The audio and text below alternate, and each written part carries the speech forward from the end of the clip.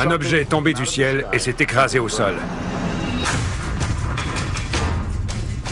Devant plusieurs témoins, un objet en flammes s'écrase au sol.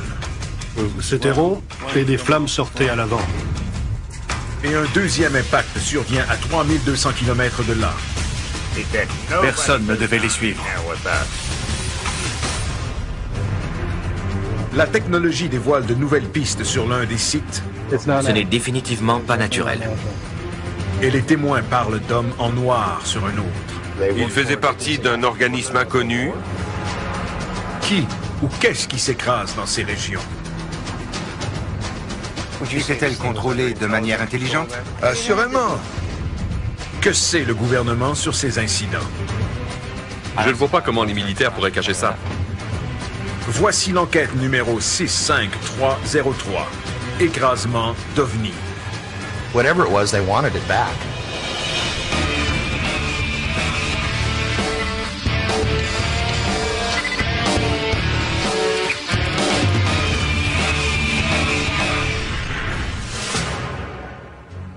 J'ai levé les yeux et un objet en feu qui volait vers le sud éclairait le sol. 14 mai 2008. Needles, en Californie. Dans la noirceur du matin, vers 3 heures, un pêcheur voit quelque chose qu'il n'oubliera jamais.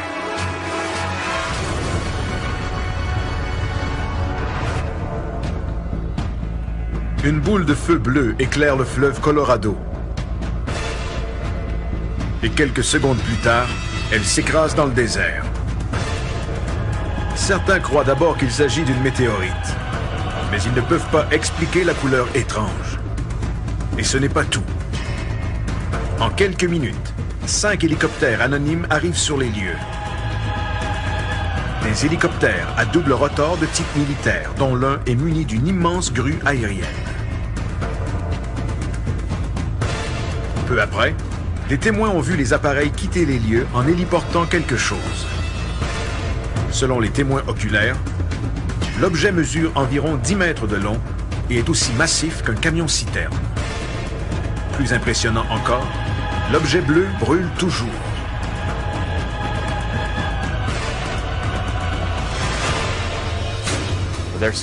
Les différents témoignages sont similaires et comportent tous une présence militaire sous forme d'hélicoptère qui serait venue nettoyer l'endroit. Les militaires ont été très rapides et les hélicoptères ont vite fait de tout ramasser sur le site de l'écrasement. L'enquête à Needles n'est pas terminée. Nous ignorons où se trouve le site de l'écrasement, mais un objet s'est écrasé. Et nous tenterons de localiser l'endroit exact pour savoir ce qui s'est passé.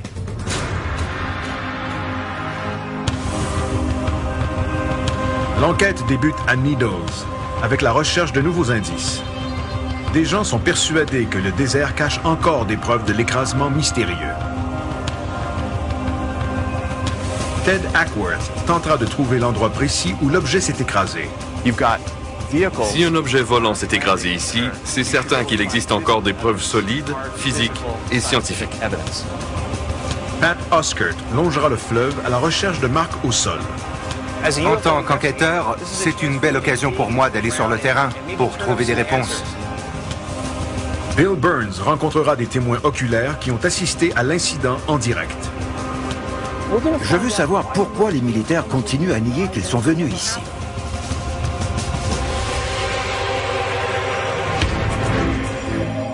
L'enquête débute à la station radiophonique KTOX de Needles, où Bill et Pat rencontrent le propriétaire David Hayes. Nous essayons de savoir ce qui s'est vraiment passé le 14 mai. Je suis en compagnie de Bill Burns et de Pat Oskert. Si vous avez de l'information sur l'incident du 14 mai, appelez-nous. Selon David Hayes, de nombreux auditeurs ont appelé à la station le matin du 14 mai pour rapporter des faits. Et les appels continuent d'affluer. Nous allons prendre un appel. Bonjour, vous êtes en direct? L'objet avait-il une forme particulière?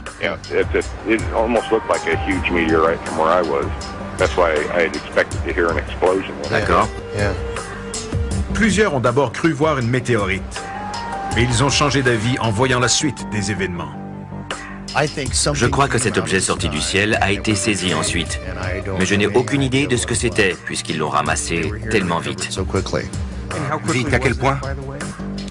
Tout s'est fait en 20 minutes. Crois-tu qu'il était suivi? Je crois que oui.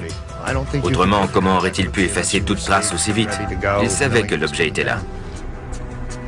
Plusieurs témoins sont réticents à parler de l'événement en raison de l'implication des militaires. J'ai vu des véhicules sur l'autoroute et l'un d'eux était très étrange, avec des antennes et des dômes. Sur la plaque, j'ai lu « Gouvernement des États-Unis » et les fenêtres étaient teintées noires. Le chauffeur m'a percé de son regard. Un peu plus tard, David revoit les mêmes véhicules garés devant sa station radio. Ils étaient garés à moins de 100 mètres de la station. Et sans en être certain, les véhicules semblaient munis d'une technologie électronique très avancée, comme pour me surveiller. La présence des véhicules de surveillance ne s'arrête pas là. Le jour de l'écrasement, en après-midi, des gens ont vu arriver des avions étranges et anonymes à l'aéroport local. Les avions sont blancs, avec une rayure rouge, et pour certains, ils sont très familiers. L'autre partie intrigante de l'histoire concerne les avions Janet, qui ce matin-là arrivaient et décollaient de l'aéroport international de la région. Janet n'est pas le nom d'une compagnie aérienne officielle, mais le nom attribué à ces avions blancs et rayés rouges qui sont en opération depuis les années 1970. Voici l'un de ces appareils vus à l'aéroport international McCarran à Las Vegas. Les vols Janet transporteraient les travailleurs secrets vers des endroits isolés et maintenant célèbres, dont la zone 51.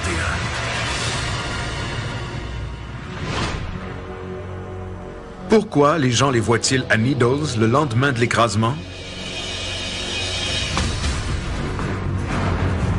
Bill se rend à l'aéroport Laughlin Bullhead pour y rencontrer le directeur, David Gaines, dans l'espoir d'obtenir la réponse.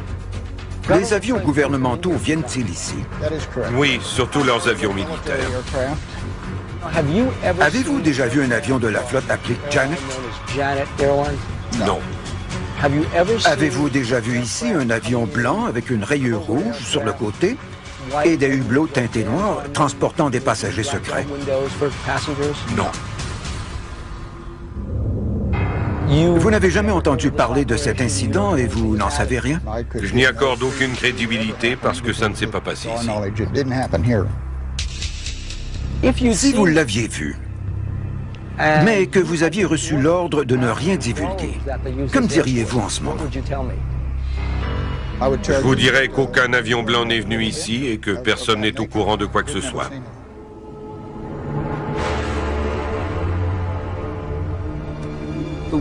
Des témoins ont dit que le 14 mai, un avion Janet a atterri ici alors qu'il faisait encore sombre. Mais David Gaines nie tout.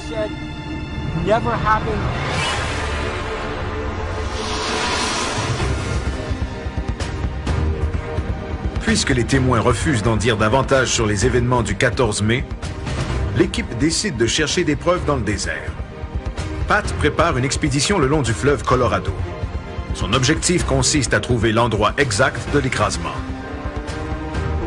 Nous serons accompagnés de l'archéologue Garth Baldwin qui saura distinguer l'érosion naturelle des irrégularités d'un sol qui aurait subi un impact violent.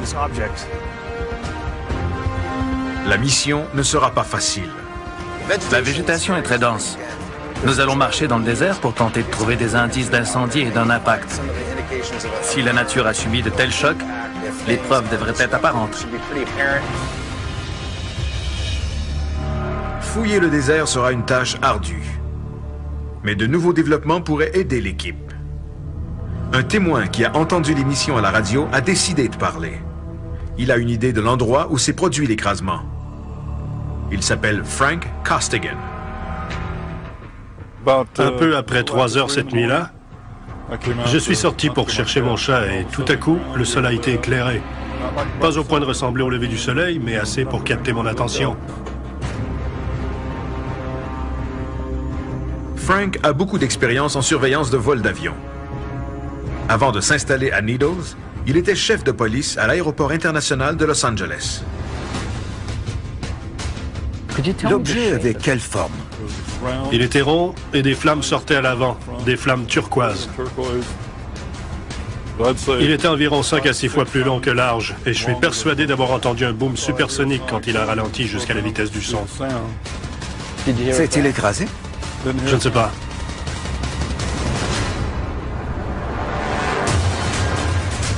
Frank dit ne pas avoir entendu d'écrasement parce que l'OVNI a disparu à l'horizon en se dirigeant vers le sud, entre Needles et Topok, après avoir traversé le fleuve Colorado.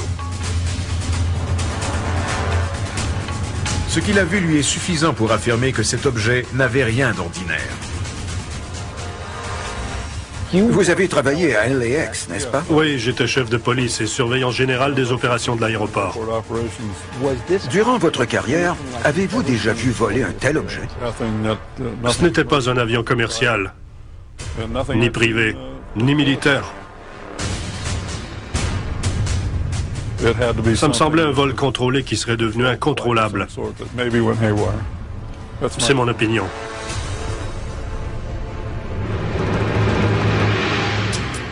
Si cet objet volant était contrôlé, qui le guidait et d'où venait-il? Le désert près de Needles est entouré de bases et d'installations d'essais militaires. Au nord-ouest se trouve le champ de tir naval de China Lake. À l'est sont situés le fort Irwin de l'armée et la base du corps des Marines appelée 29 Palms. Plus au sud, on retrouve le polygone d'essai Yuma, où l'armée teste l'artillerie expérimentale à longue portée. Et bien sûr, l'endroit le plus intrigant de tous, la zone 51, au nord de Needles. En d'autres mots, nous sommes au beau milieu d'une zone chaude d'essais militaires.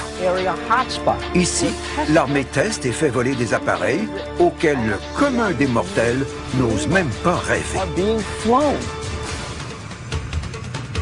Deux théories sont possibles. La première, que ce vaisseau était extraterrestre. Et la deuxième, qu'il était une invention de l'homme. La réponse est peut-être entre les mains d'un témoin qui dit avoir entendu l'impact. J'ai regardé vers le ciel et il est apparu.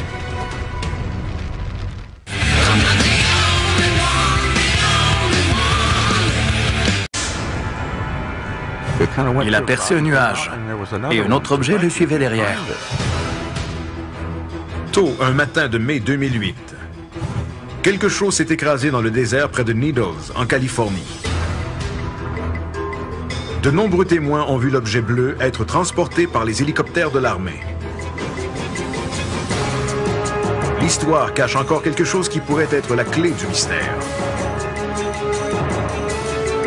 Ce genre d'incident s'est déjà produit dans le passé. En juillet 1947, un autre écrasement dans le désert a attiré l'attention du monde entier sur la petite ville de Roswell, au Nouveau-Mexique. L'annonce publique des militaires disant qu'ils avaient récupéré un disque volant a choqué la planète entière. Des militaires de la base aérienne locale auraient été envoyés pour nettoyer le site de l'écrasement et auraient sommé les travailleurs de ne laisser aucun indice derrière eux. Quelques jours plus tard, les militaires changent leur version des faits et affirment qu'il s'agissait d'un ballon météorologique. À Needles, l'équipe a trouvé un témoin important qui a accepté de participer à l'enquête, à condition que son vrai nom ne soit pas dévoilé.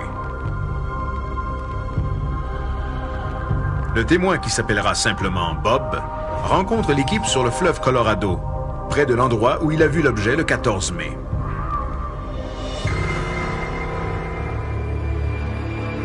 J'étais en train de pêcher et à 3 heures du matin, le devant du bateau s'est subitement illuminé. J'ai levé les yeux et j'ai vu quelque chose d'étincelant, bleu, qui tombait du ciel. L'objet a traversé le fleuve au-dessus de mon bateau et il s'est écrasé au sol. J'ai entendu un bruit sourd. Où est-il tombé? À l'ouest de ma position, à environ 200 mètres de mon bateau, entre la voie ferrée et le fleuve.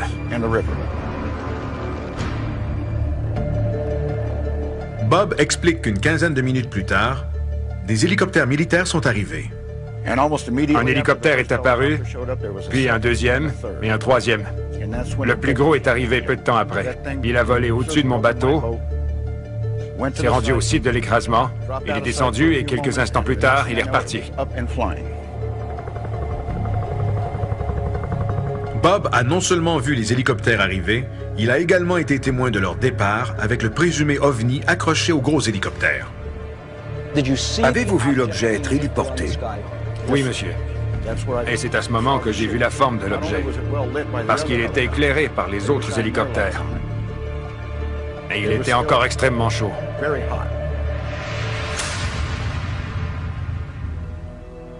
Bob et Frank Costigan affirment que l'objet s'est écrasé dans la région désertique près du fleuve. Les recherches débutent. L'archéologue Garth Baldwin cherchera des irrégularités au sol. On devrait voir plusieurs signes de l'impact. Nous cherchons des déplacements de sol, des marques différentes et des changements de texture dans le sable et la terre. La sauge et le gazon poussent très lentement. Alors toute différence devrait être facile à voir. Parfait. Je pense qu'on aura de la chance parce que les militaires ont nécessairement laissé des traces.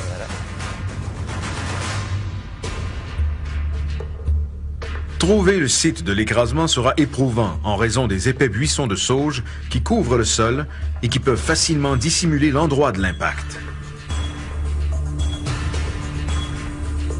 L'équipe décide donc de survoler la région à basse altitude.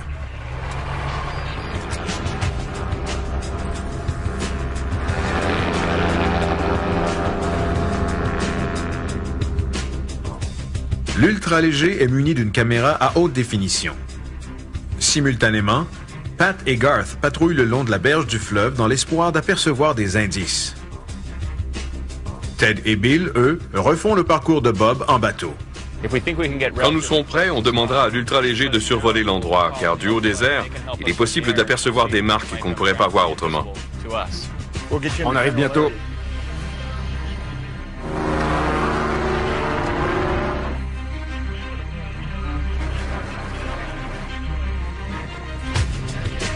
Une heure plus tard, Bob voit quelque chose.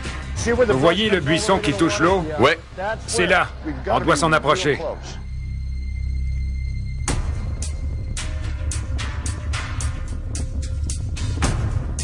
Bob reconnaît des points de repère, dont les lignes électriques et la topographie de la berge. La voie ferrée est juste là. Êtes-vous certain que c'est ici? C'est pourquoi j'en suis certain.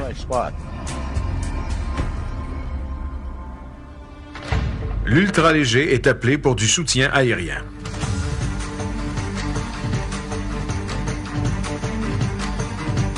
Après quelques survols, un site est localisé.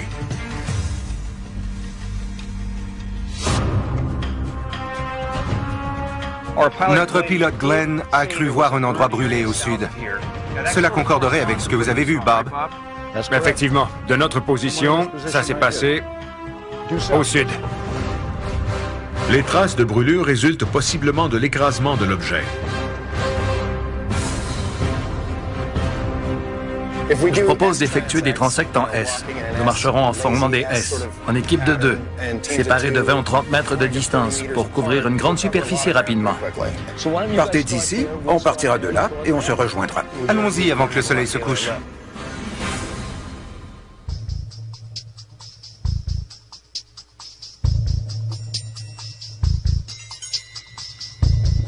Avant même d'arriver à la région brûlée, Ted et Bill trouvent des signes d'un impact possible. Là-bas. Allons voir. La dimension est celle qu'on recherche. Exactement. Ce petit monticule est plutôt étrange, non? Ouais. Et la dimension de ce cratère correspond aux descriptions. En fait, on voit uniquement une partie d'un cratère de ce côté. Si un objet atterrit ici en repoussant le sable devant lui, il serait normal de voir une dune comme celle-ci. Je vois une forme de fer à cheval dans cette direction. Fascinant. C'est précisément la trajectoire décrite par Bob. Tout à fait.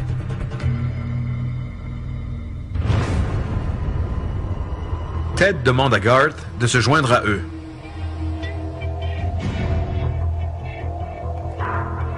Je ne vois pas de traces d'un impact direct. Je ne vois pas non plus de signes de végétation qui aurait brûlé parce qu'autour, tout est intact. Il n'y a pas eu d'impact ici.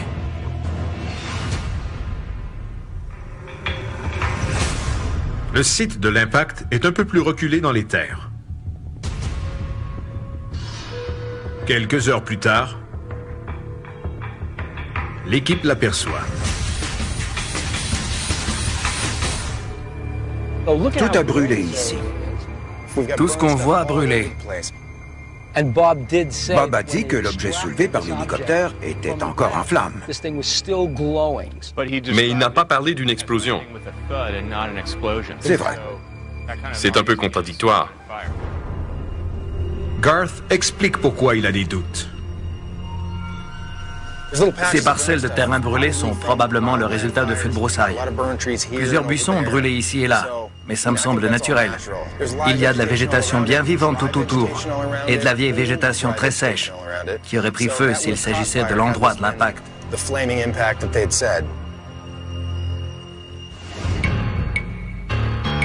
N'ayant trouvé aucune preuve physique, les recherches ne sont pas concluantes quant au lieu de l'écrasement tel que décrit par Bob.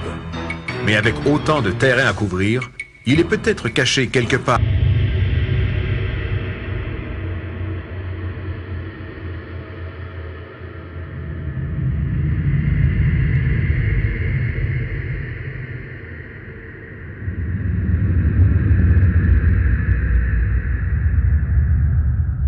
Dans la brousse. C'est beaucoup plus difficile que prévu. Notre pilote a trouvé des endroits brûlés du haut des airs et nous les avons tous examinés de près sans trouver de preuve d'un impact. Nous allons continuer en espérant être chanceux.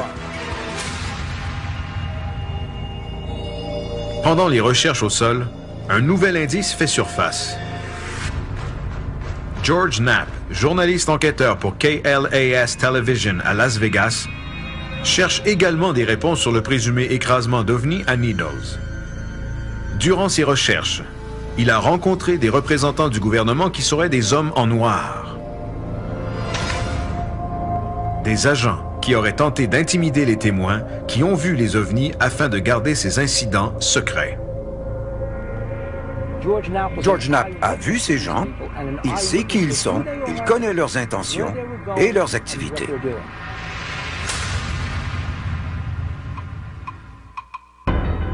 Pendant que Bill suit cette nouvelle piste, Ted et Pat tournent leur attention vers la Pennsylvanie, où l'enquête sur un écrasement d'OVNI dans la petite municipalité de Kecksburg vient de connaître un dénouement important. L'incident à Kecksburg est majeur pour les ovnistes. C'est le Roswell de la Pennsylvanie. Nous savons qu'un objet s'est écrasé, on l'a vu au bulletin de nouvelles.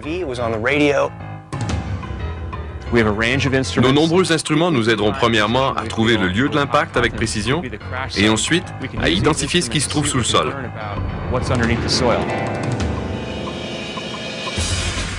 Ted prépare une analyse approfondie du site de Kecksburg à l'aide du témoignage du dernier témoin vivant. Son objectif consiste à prouver que les militaires tentent de cacher l'incident depuis de nombreuses années. J'étais ici, je marchais. Et quand je l'ai vu, je me suis dit que ça venait d'un autre monde.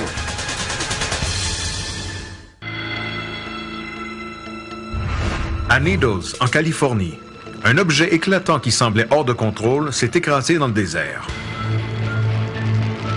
Les témoins disent qu'il a été récupéré par un groupe d'hélicoptères de l'armée. Mais l'incident ne s'arrête pas là. Des gens ont vu des avions anonymes se poser à l'aéroport local. Des avions identiques à ceux qui assurent le transport à la base militaire ultra secrète appelée Zone 51.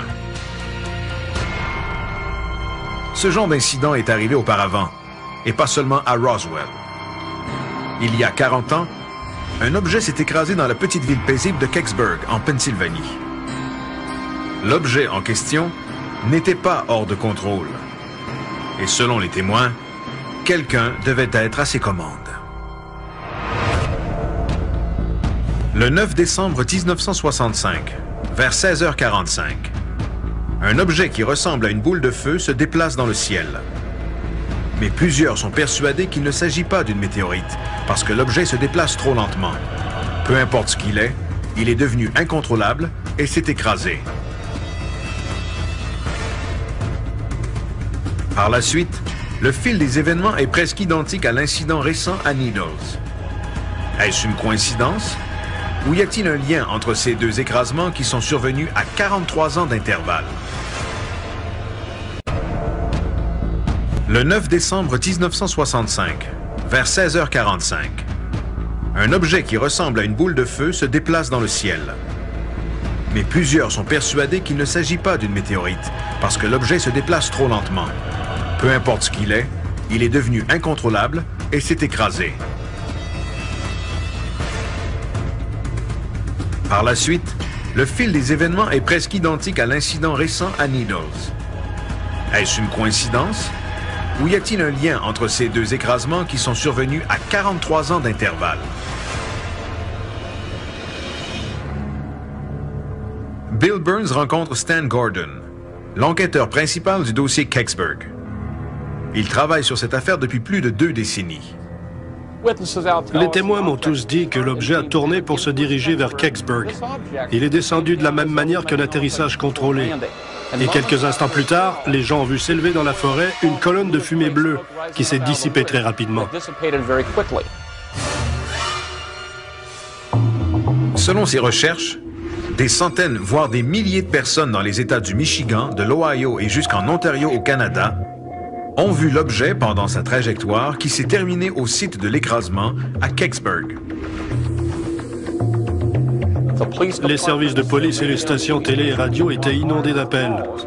Tandis que l'objet se dirigeait vers Westmoreland County, les médias de cette région étaient également débordés de témoignages.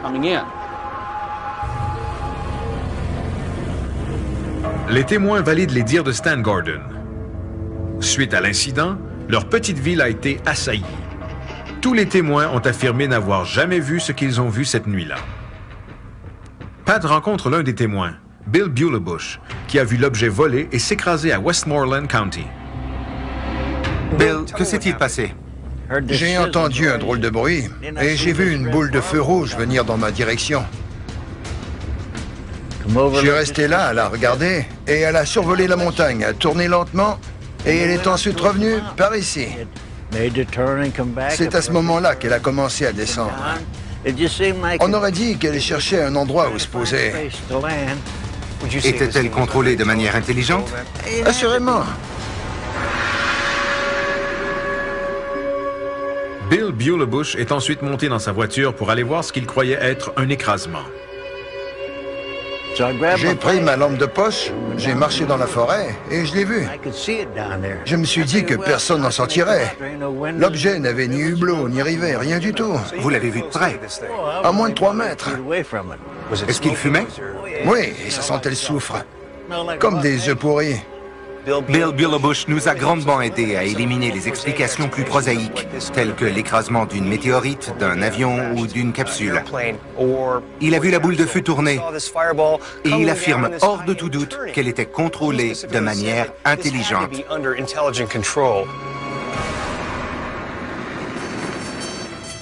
Peu après, le personnel d'urgence se rend au site de l'écrasement. Le pompier volontaire Jim Romanski fait partie des premiers répondants et il est stupéfait par ce qu'il voit. J'étais estomaqué, parce que je m'attendais à voir un avion. C'était plutôt un énorme morceau de métal, en partie enfoncé dans un fossé. Pouvez-vous décrire comment il était enfoncé? Il faisait nuit, mais j'ai vu des tas de branches autour parce que l'objet avait accroché des arbres en s'écrasant. Jim dit que l'OVNI avait la forme d'un gland, marqué d'inscriptions étranges tout autour. Cette description est rare. Les ovnis sont généralement triangulaires ou en forme de disque. Mais ce n'est pas tout. Ces étranges hiéroglyphes rappellent une autre enquête menée à Bentwaters, où un ovni se serait posé près d'une base militaire britannique en 1980. L'OVNI arborait également des hiéroglyphes semblables à ceux dont parlent les témoins à Kecksburg. Aviez-vous déjà vu ça? Non, jamais de ma vie. J'étais ici, je marchais, et quand je l'ai vu, j'ai bien examiné cette chose. J'ai réfléchi, et je me suis dit que ça venait d'un autre monde.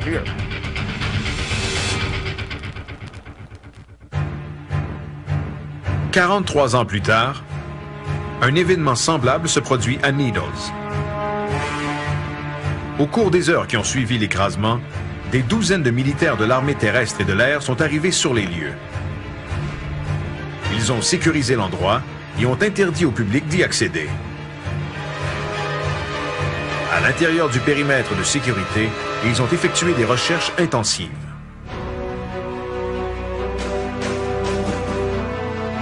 Bob Gaddy, journaliste au Greensburg Tribune, a été envoyé au site de l'écrasement et il se souvient très bien de la présence intimidante des militaires. À mon arrivée, il y avait déjà au moins une douzaine de militaires sur les lieux, en plus des policiers de l'État de Pennsylvanie. Je leur ai dit que je devais aller voir. Et ils m'ont répondu qu'il n'y avait rien à voir. Alors j'ai demandé pourquoi ils m'interdisaient l'accès s'il n'y avait rien.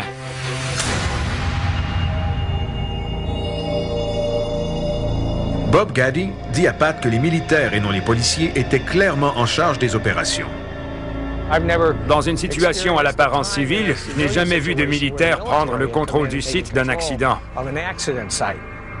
Pourquoi l'armée était-elle sur place? Les militaires nous ont arrêtés, ils étaient armés et j'ai donc cessé d'avancer, ainsi que mon collègue Ron. Nous leur avons parlé quelques instants et on nous a dit de retourner d'où on venait. Il m'a pointé du doigt en disant que personne ne devait les suivre. Des témoins ont raconté à Stan Gordon que plus tard dans la soirée, ils ont vu un gros camion à plateforme entrer dans le périmètre de sécurité. Environ 1 heure plus tard, il est reparti en trombe emportant un gros objet dissimulé par une toile. Si quelqu'un avait marché devant le camion, il se faisait écraser. Durant son enquête, Stan Gordon a rencontré Jim Romanski, Bill Bulebush et plusieurs autres témoins qui l'ont mené à l'endroit où l'objet s'est écrasé.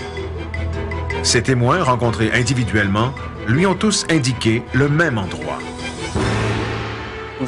J'ai bon espoir de trouver l'endroit exact où ils m'ont conduit il y a 27 ans. Il y a manifestement eu un écrasement et j'apporterai un géoradar qui nous aidera à trouver de nouvelles preuves. Non seulement Stan a rencontré des témoins qui nous ont indiqué le même endroit, mais les chances que nous y trouvions des débris sont excellentes. Les témoins et les enquêteurs ont déjà scruté cet endroit, mais jamais avec de l'équipement technologique moderne. Ces marques pourraient-elles indiquer qu'un objet s'est écrasé ici? Est-ce possible? C'est possible. À travers le pays, l'incident à Needles est connu du public lorsque des gens rapportent avoir vu les tristement célèbres hommes en noir. Ils sont des agents fédéraux. Ça venait d'un autre monde. En décembre 1965, un objet en flammes a survolé le ciel du Canada, du Michigan et de l'Ohio. À ces endroits, des témoins disent que ces débris sont tombés au sol, qu'ils ont entendu un boom supersonique et un sismographe aurait même enregistré l'impact. Aucune de ces preuves n'a fait surface, et seule la petite ville de la Pennsylvanie, Kecksburg, a fait l'objet d'une enquête.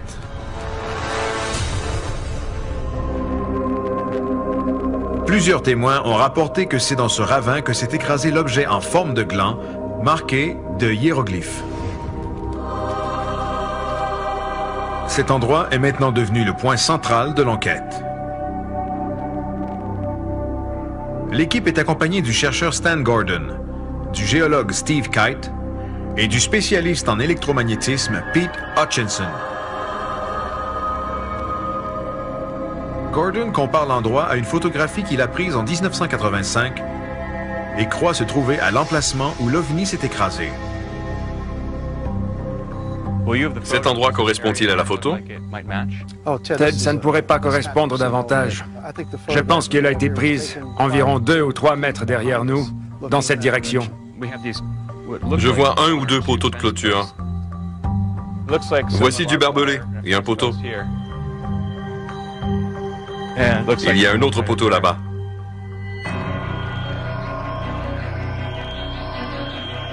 Les poteaux de clôture identifiés grâce à la photographie de Stan Gordon et les témoins sur place indiquent que l'écrasement s'est bel et bien produit à cet endroit. Pourtant, pendant des années, les sceptiques ont clamé que les dommages subis par le ravin avaient été causés par une sonde spatiale russe. La sonde Cosmos 96, lancée pour atteindre la planète Vénus, avait la même taille et la même forme que le présumé OVNI. Toutefois, même cette explication a été rejetée récemment. Selon le Centre national des données scientifiques de la NASA, l'armée de l'air a suivi les données de Cosmos 96 qui indiquent que le déclin d'orbite de la sonde s'est effectué plus tôt que 16h43, heure normale de l'Est, le 9 décembre.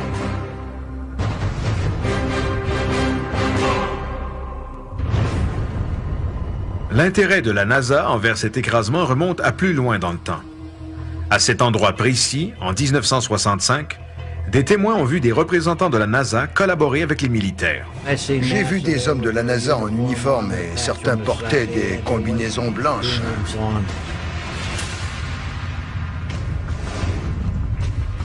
Tout cela rappelle Roswell et les méthodes secrètes employées lors de cet écrasement.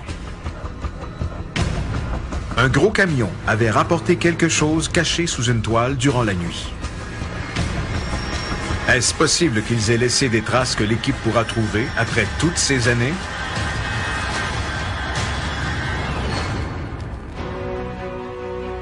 Pete Hutchison a plusieurs instruments scientifiques pour analyser le sol. Nous allons examiner le sol attentivement pour tenter de trouver des preuves enfouies de l'écrasement qui s'est produit ici il y a 43 ans.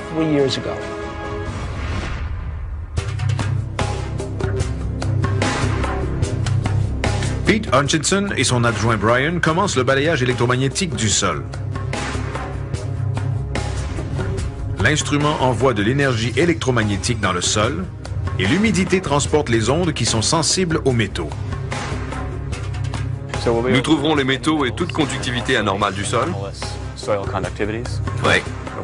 Alors mettons-nous au travail.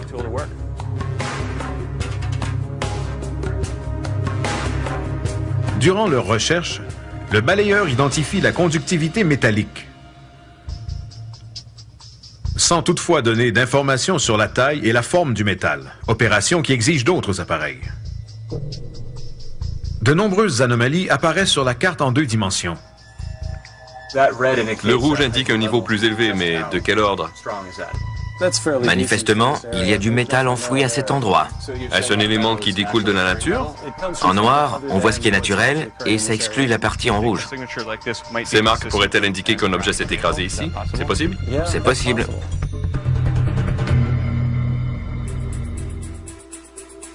Selon Pete Hutchison, l'aspect inhabituel réside dans la concentration de métal anormalement élevée pour cette région de la Pennsylvanie. Il propose donc à l'équipe de creuser pour en déterminer la source. Ces données nous indiquent où concentrer nos recherches. Il faut maintenant creuser pour en savoir davantage. On doit creuser? Exactement. L'équipe doit exposer le site avant la noirceur. Pat participe également aux fouilles. Et une fois le sol dégagé, Pete se sert du radar qui pénètre le sol pour identifier la taille du morceau de métal. Venez voir. Il commence ici. On le voit ici et jusque-là. Ce n'est définitivement pas quelque chose de naturel. Le soleil étant sur le point de se coucher, les fouilles devront attendre au lendemain matin. D'où vient ce métal enfoui sous le site présumé de l'écrasement? Je suis impatient de continuer les fouilles pour avoir des réponses.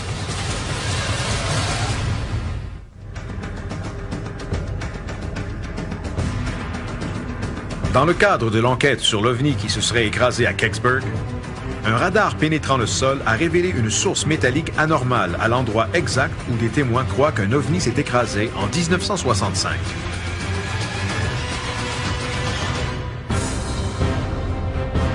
L'équipe a découvert l'emplacement et s'apprête maintenant à creuser pour identifier la source métallique. En quelques minutes, l'équipe se heurte à un obstacle impénétrable.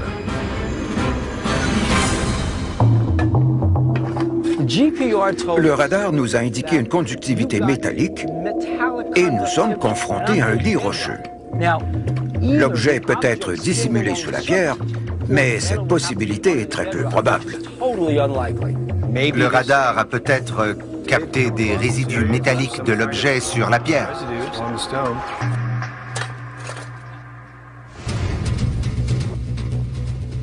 Des analyses plus approfondies révèlent que le radar a confondu lit rocheux et anomalies métalliques.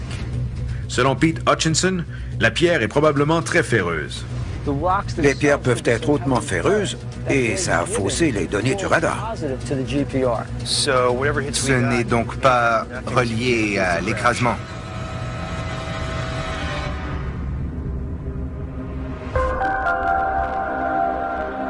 Malgré le faux signal généré par le lit rocheux, les témoignages et les entrevues individuelles qui ont soulevé les mêmes faits rendent ce site intéressant.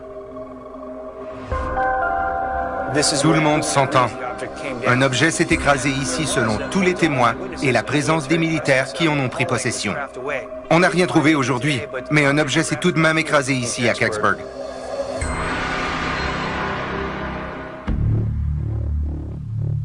Bill reporte son attention à Needles.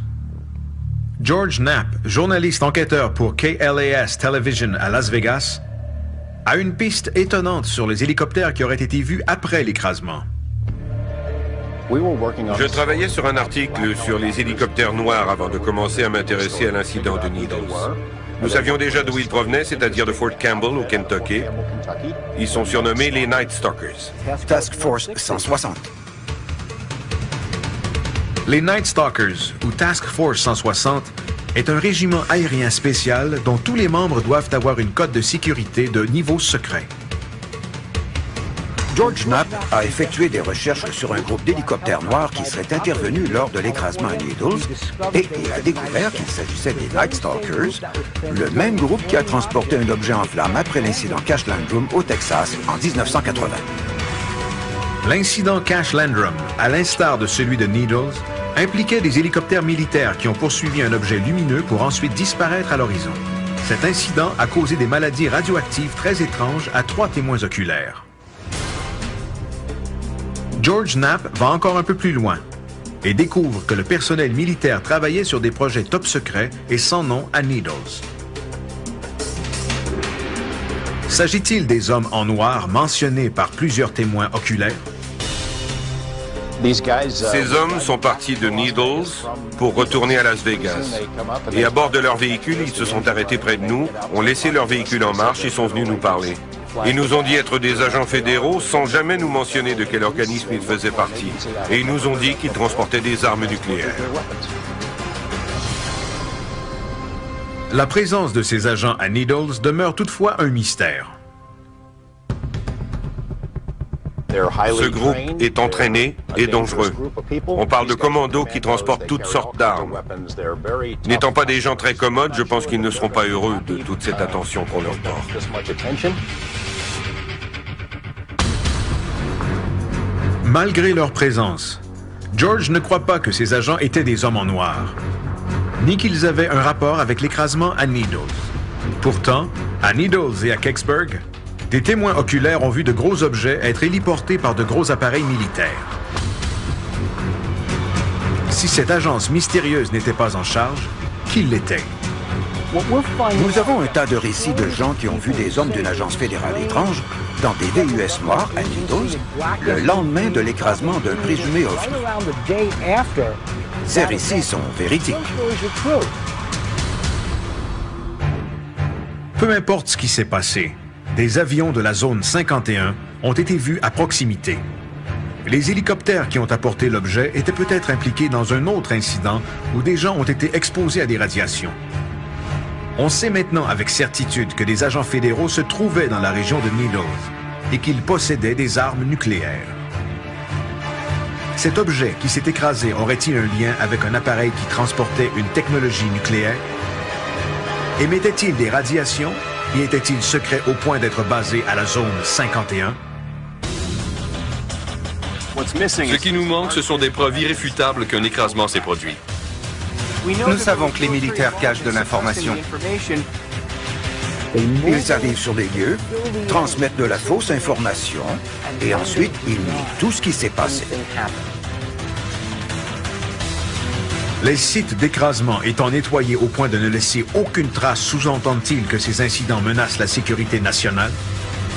Peu importe ce qui tombe du ciel, les militaires tiennent à garder ces événements secrets.